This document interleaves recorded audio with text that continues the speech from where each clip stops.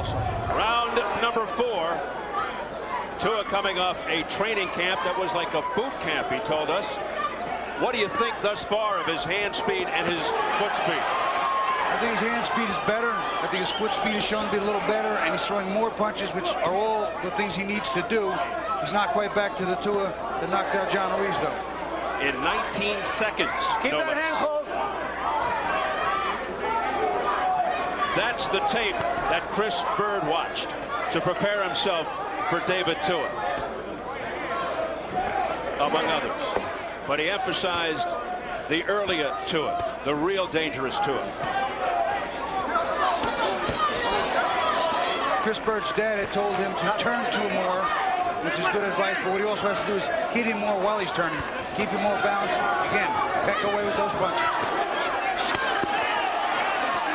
Tua taking Byrd into the corner, but Byrd able to sidestep trouble. Straight left hand, a left cross by Byrd that landed. Again, not hard punches, but scoring points. And frustrating David Tua. Watch your head. Part of his game plan. Byrd scoring. Having a good round. He's landed some of his cleaner punches in this round. David Tua getting a little frustrated. You can see in his face. And Byrd avoiding the hits. Turning to him more, turning him, listening to his dad, keeping him more balanced, making him shift directions. That's one of Byrd's biggest assets. Tua still somewhat reluctant. Stop! To unleash the right. Please watch your forehead.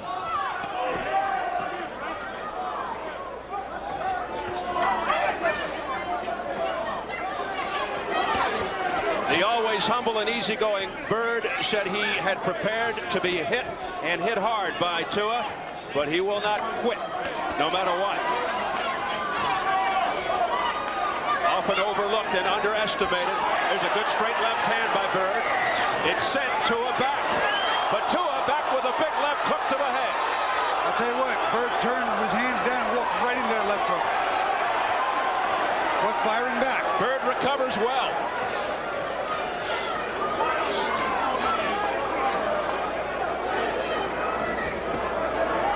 Tua has not been able to get Byrd on the ropes. Stop! That was definitely low. Low Keep blow, that punch Tua. up. Box. A caution by Jane 80, one of the premier referees.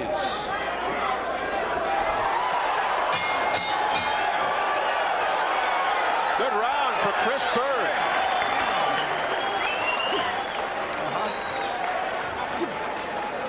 All right, now, again, all right, great round, nice left hook at the end. I need 3 minutes. If we're going to win this fight, we can't leave any doubt, can we? Okay? We can't leave any doubt at all. You've got to work harder. It's the 5th round. You've got to work harder than you're working right now. Take a couple deep breaths. Here we go. It's easy to give me a drink of water. Here we're going to see David Tua. He's chasing Chris Byrd back to the ropes this way. But what he doesn't do, he doesn't cut off the ring here or here. And what Byrd will do is just spin right out, and he gets away with it. Tua comes straight in again, straight in, doesn't step and cut off the ring, doesn't use the hooks on the outside, and Byrd just steps right out. Tua doesn't want to do that. He wants to cut that ring off. Have the left foot one way, right foot the other, and hooks or right hands to guard up top. I think now as we enter round 5, Joe Goosen is concerned with Tua's focus and concentration, which can tend to wane from time to time, which has been part of his problem. I think the last round was the most effective round for Byrd. I gave him that round. I thought he was the more effective. Landed more punches. Most of the big stuff was blocked. And he was able to do what we just illustrated. Spin out at will.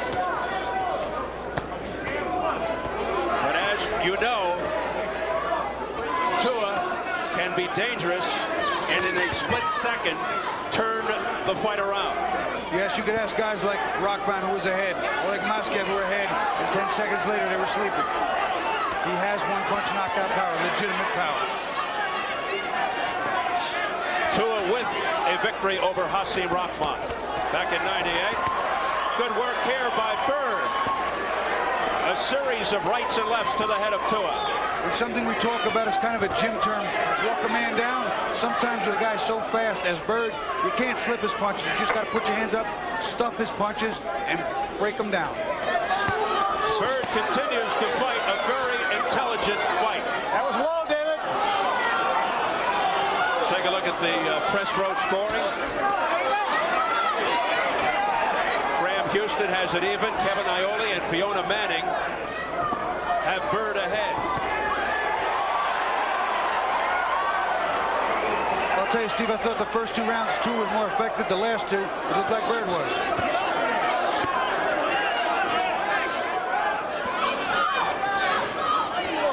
Chris Byrd really coming on the last couple of rounds.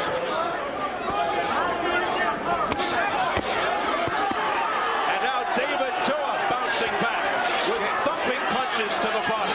Getting a little aggravated and not necessarily desperate, but anxious.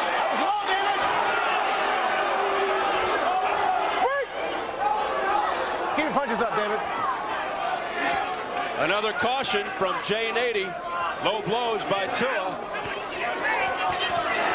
That's the second or third time he's warned him. So he could be close to losing a point. Nothing low, nothing low.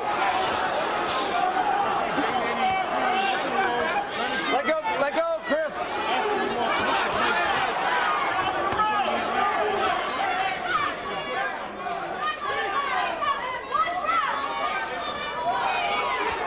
So while Tua had Byrd in the corner there against the ropes, he had his arms to the outside and his feet able to step and move off, so Byrd couldn't escape so easily. Always on the inside, he's going to be the winner. Too big, too strong.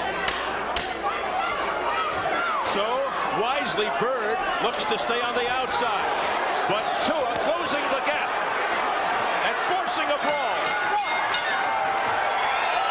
Big finish by the Tua man.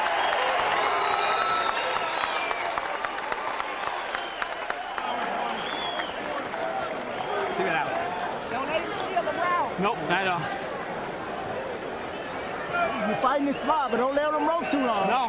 You're giving up 20 pounds. You can't lay on the ropes. Keep Why? this under the ring. Get the white. I can't get the white Keep out. this under the ring. Give me this. Get a good ring. Remember, when we talk about fitness for Tua, we talk about defense and foot speed. Up now. This is where we wear this guy down. This is why we did the training we did, Dave. You have to get in his ass and stay there. You understand? You got the mouthpiece ready to go? Hold on. A lot more head movement, but I need you to get inside, Dave. Stay in there. Yes. Thank you. As we begin round 6, scheduled for 12, IBF heavyweight eliminator. If Tua loses a point on fouls, it really could come back to haunt him. Although he can be very dangerous in the later rounds. See, in the later rounds, too, it's easier to throw a lot of lighter punches, which is the style of Byrd. Tua still loads up, takes a lot more energy, and attrition factor could become a big thing.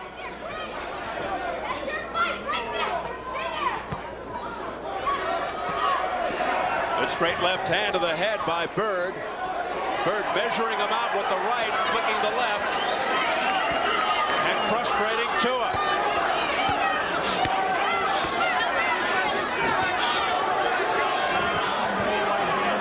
From what you've seen so far, is Tua at least more dimensional, less one-dimensional than in the past? He's less one-dimensional. He's moving in more quickly. I think he's spending too much time bobbing and weaving because against a guy like this, it's hard to bob and weave. A lot of energy. Against a Lennox Lewis, his combinations and punches back are still going to have to be a little quicker because he has to close the distance of that long range. And there's also much more power for Lewis. So better, but not great. That was a low blow by That Tua. was low. No more low blows. Okay, you understand that? No more. Well, he's going to probably take a point away the next time, but he's giving Tua a lot of leeway. That's about the third or fourth time he's warned him about low blows. Well, I'll tell you what, that one was very close to being the borderline with the belt involved, but it appears shade low.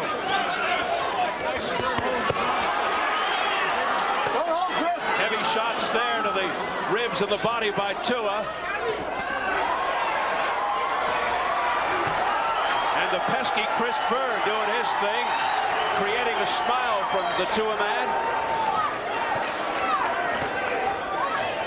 See, something we also have to take into consideration, a lot of people lose sight of it. big power shots count more than little tap-tap jabs. So it's not just a numbers game, but which punches landed and which did not. Don't hit him low, David.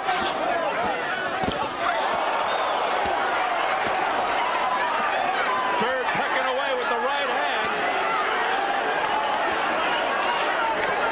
Tua trying to be patient. And again, Byrd stepped out. Tua did not step left and cut off the ring with his upper body hook or his legs.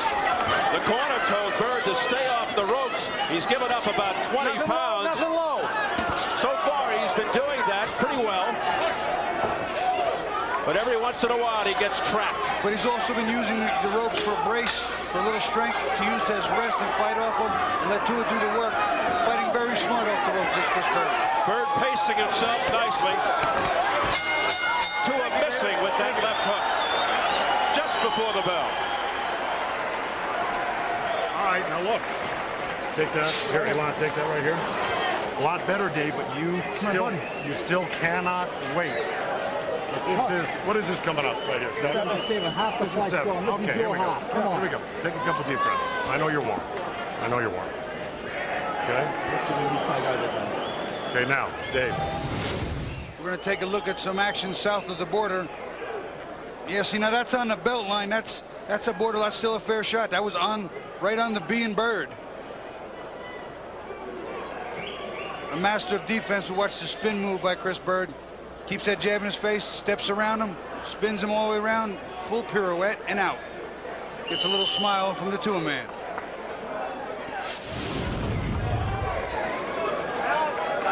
Joe Goosen a little more pleased in that Tua corner, saying that's a little better. Well, the first third of the round, he came out and really dominated and fought well. He started getting tagged in the last third of the round. Tua goes right to it. Unofficial scores at the half. Unofficial score at the half for me. I have it pretty much tied up. I have it exactly the same. 57-57. Bobby Chez has it even through 6.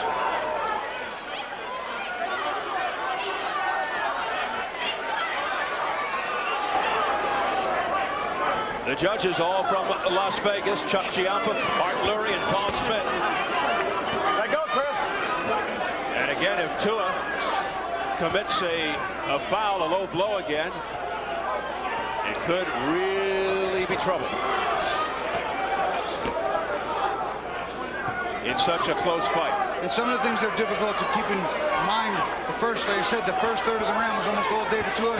The last fight and the last round, and the last part of that round was a lot Byrd, so you have to balance them out, keep in your mind the work production early and late. Sometimes those close rounds can be huge. A riveting right hand. Better right hand than we used to see from David Tua. David Tua, we finally see the right now. A countering left hand to the head by Byrd. Tua continues to be the man coming forward. So now we're halfway through this round, in round 7, and most of this early work has been Tua. Now let's see what happens toward the end. And let's see if we see more of that right hand by Tua, which scored effectively moments ago.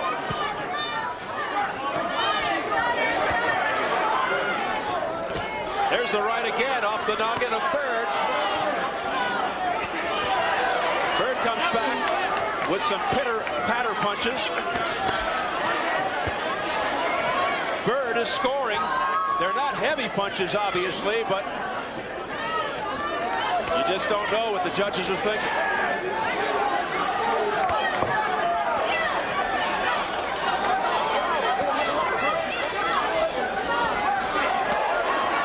Nice combination to the head. Now we have to factor in over this last minute and a half, was Byrd more effective than Tua was for the first minute and a half? Right now the answer is no. But there's a nice ebb and flow. What Byrd seems to be doing is letting Tua shoot his energy load early in the round and come back late in the round. And look at this display by Byrd. A beautiful flurry by Chris Byrd. Seems to be a smart strategy. And it looks like Tua is sucking some wind right now. Well, that's how Chris Byrd may intend to steal some rounds that are close and not even his. The man who had an Ivan Drago type training camp